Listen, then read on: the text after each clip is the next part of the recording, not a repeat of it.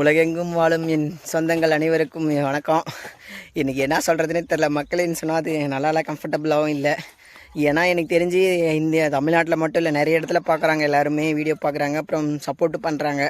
So சொந்தன்றது Tamil பேசும் சொந்தம்னு சொன்னால் அப்புறம் ஹிந்தி பேசுகிறவங்கள கோச்சிப்பாங்க, வேறு லாங்குவேஜ் மலையாளம் பேசுகிறவங்கள கோச்சிப்பாங்க. அதனால தான் உலகெங்கும் வாழும் சொந்தங்கள் அனைவருக்கும் வணக்கம்னு சொல்லி இப்படி ஸ்டார்ட் பண்ணுறேன். இதை தான் நான் இதுக்கு மேலே கண்டினியூ பண்ணலான் இருக்கேன். இன்றைக்கி வந்து ஏப்ரல் 19, இன்றைக்கி எலெக்ஷன் டேட்டு. எல்லாம் போய்ட்டு எலெக்ஷனுக்கு ஓட்டு போட்டுருங்க. ஓட்டு போகிறது வந்து நம்ம சொந்தக்காரன், ஜாதிக்காரன், கட்சிக்காரன் அப்படி இப்படின்லாம் யாருக்கும் போடாதீங்க. எப்படின்னா நம்ம யார் நல்லது பண்ணுவாங்க, நல்ல கொள்கைகள் யார் வச்சுருக்காங்களோ அவங்களுக்கு ஓட்டு போடுங்க. நீ எல்லாம் சொல்கிறீ, நீ ஏன் இன்னும் போகலன்னு கேட்குறீங்களா? நாங்கள் பருத்தி காடு ஓட்டிகிட்ருக்கோம். பருத்தி காடு ஓட்டி பார் போட்டுட்ருக்கோம், தண்ணி பாய்ச்சி விட்றதுக்கு. இதுக்கு மேலே தான் போய்ட்டு குளிச்சுட்டு காவா போட்டிருக்கேன். காவா போட்டு பாத்தி போட்டு தான் நாங்கள் போயிட்டு தான் குளிச்சுட்டு தான் ஓட்டு போட போகணும்.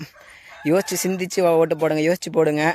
இந்த ஓட்டு தான் நம்மளுடைய எதிர்காலத்தை தீர்மானிக்கிறது. நல்லவங்களா கெட்டவங்களா நம்ம சூஸ் பண்ணுறதுல தான் இருக்குது. கட்சிக்காரன் ஜாதிக்காரன்றவங்களை கண்டிப்பாக நீங்கள் அப்படி எதுவும் போட்டுறாதீங்க.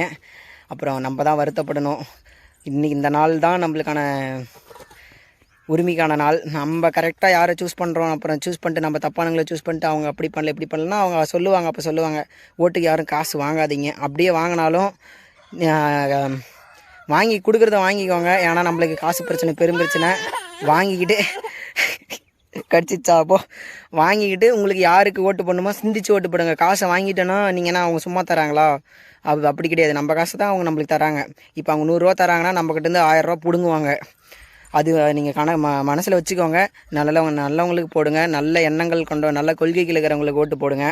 இப்போ நாங்கள் வந்து பருத்தி காடு பாத்தி பிடிச்சிட்ருக்கோம். அதை பற்றி சொல்கிறேன் இருங்க. இது என்னென்னா, இதுதான் பருத்தி. நாங்கள் ஏற்கனவே இது கட்டைக்கால், கரும்புக்கு தான் கட்டைக்கால் விட்டு நீங்கள் பார்த்துருப்பீங்க. இது வந்து நாங்கள் பருத்திக்கே விட்றோம். ஏன்னா பருத்திக்கு முதலீடு போட்டால் உழவு ஓட்டிட்டு அதுக்கு பருத்தி கொட்டை வாங்கிட்டு பருத்தி கொட்டை நேரத்துக்கு கூலி ஆள் கூப்பிட்டுட்டு அதுக்கு ஆகிற செலவும் இப்போ நம்ம கட்டைக்கால் விட்றதுக்கும் ஈக்குவலாக தான் இருக்குது. இது வந்து நாங்கள் இன்னும் நிறைய டைம் ட்ரை பண்ணியிருக்கோம். ஸோ நல்லாயிருக்கும். இதை இப்படி விடுறத விட இதை வெட்டிட்டு விட்டோம்னா இன்னும் சூப்பராக இருக்கும். வெட்டுறதுக்கு டைம் இல்லை, அதெல்லாம் நிறைய நாளாக இருக்கும். வெட்டுறதுக்கு டைம் இல்லை. ஸோ அதனால் இப்படியே உழவு ஓட்டி மாட்டில் உழவு ஓட்டிட்டு இதில் என்னாவது ஊடுபயிராக எள்ளு வரைச்சிருக்காங்க எங்கள் அப்பா. நான் வரத்துக்கு முன்னாடியே உழவு ஓட்டிட்டாங்க. இன்றைக்கி தான் பாத்தி பிடிக்கிறேங்க. இது பக்கத்தில் தென்னஞ்செடி வச்சுருக்குங்க. தென்னஞ்செடினா இது வந்து பூச்செடியும், தென்னஞ்செடி பக்கத்தில் பூச்செடியும் வச்சுருக்குங்க. பாருங்கள், இது எதுக்காக எப்படின்னா, பூச்செடி வச்சா இதில் இந்த மட்டும் நான் 55 செடி வச்சுருக்கேன் ஓரத்தில், காவா ஓரத்தில் மட்டும். இது வந்து தென்னஞ்செடி மரமாக வச்சா மரத்துக்கு பக்கத்தில் பூச்செடிதோ மல்லிப்பூச்செடி. இது நம்ம வயலில் வச்சோம்னா ஒரு பாத்தி 1.5 பாத்தி அளவுக்கு இடங்க பத்தாத போகும். அதனால் ஓரத்தில் வச்சுட்டோம். இது எந்த பிரச்சனை இல்லை. காவா நம்ம செடியில் தோட்டத்துக்கு தண்ணி எடுத்து விடும் போது இந்த பூச்செடியும் பாஞ்சிடும், தென்னஞ்செடியும் பாஞ்சிடும். நம்மளுக்கு பூவும் வரும். தென்னை மரத்துக்கு தென்னை மரமும் வளர்ந்துடும். வாய் வேறு வளருது காலையிலேயே. தென்னை மரமும் வளர்ந்துடும்.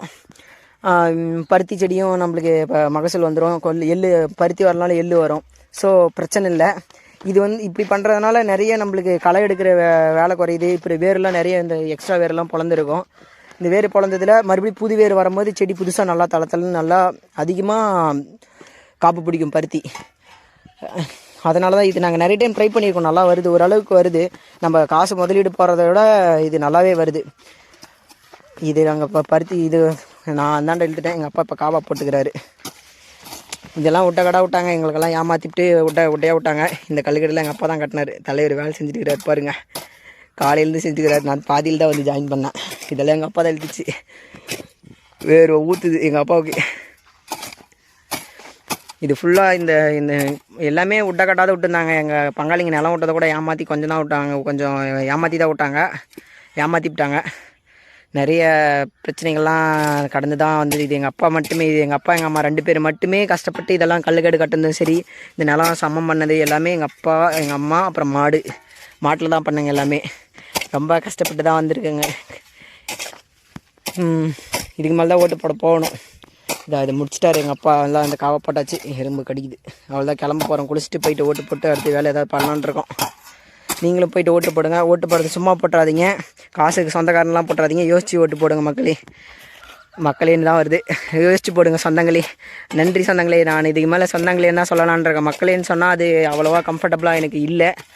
ஸோ சொந்தங்கள் என்னையே சொல்கிறது எனக்கு கம்ஃபர்டபுளாக இருக்குது. எல்லாம் ஓட்டு போட்டுருங்க. நன்றி சொந்தங்களே. இதுதான் எங்கள் வீடும் சரி, எங்கள் நிலமை சரி. என்னுடைய நிலமை மிடில் கிளாஸ்ன்னு சொல்லுவாங்களே, மிடில் கிளாஸ்லேயே லோ கிளாஸ் இருப்பாங்களே, அதுதான் நான் ஏதோ காசு வச்சுட்டு அப்படிலாம் நான் இல்லையே போல் லடாக் ட்ரை பண்ணல. நான் கின்னஸ் ட்ரை பண்ணலான்னு தான், அதுக்காக தான் ஒரு முயற்சி எடுத்தேன். முயற்சி எடுத்ததில் நான் தோத்துட்டேன்லாம் சொல்லவே முடியாது. வெற்றி அடைஞ்சிருக்கு. 3127 நடந்திருக்கேன். இதுவே எனக்கு பெரிய சாதனை தான். இப்போ எனக்கு நம்பிக்கை இருக்குது. யாருன்னா எனக்கு ஸ்பான்சர் கிடச்சிச்சின்னா கண்டிப்பாக நெக்ஸ்ட் டைம் நான் கின்னஸ் ட்ரை பண்ணுவேன். ஸ்பான்சர் எனக்கு யாராவது ஹெல்ப் பண்ணுன்றதுக்காக தான் நான் இவ்வளோ தூரம். ஏன்னா கின்னஸ் ட்ரை பண்ணுறதுன்றது அப்ளை பண்ணி வாங்க சப்போர்ட் பண்ணுறதுன்றது பெரிய விஷயம். நம்ம அந்தளவுக்கு என்கிட்ட காசு இல்லை. என்னால் முடியும், ஆனால் காசு இல்லை. முயற்சி என்னால் நடக்க முடியும். இதுக்காக தான் நான் முயற்சி பண்ணேன். ஏன்னா நான் எவ்வளவோ போன வருஷத்துக்கு முன்னாடிலாம் நான் ஜாலியாக இருந்தேன். நான் பாட்டுக்கு சம்பாரித்தேன், நான் பாட்டுக்கு சுற்றினேன். அதெல்லாம் அதுக்கு தனியாக ஒரு வீடியோ போடுறேன் உங்களுக்கு. இது ரொம்ப லேகாக இழுத்துட்டு போகுது. நன்றி மக்கள், எல்லாம் ஓட்டு போட்டுருங்க, மறக்காமல் ஓட்டு போட்டுருங்க. நன்றி சொந்தங்களே. பாய் பாய்.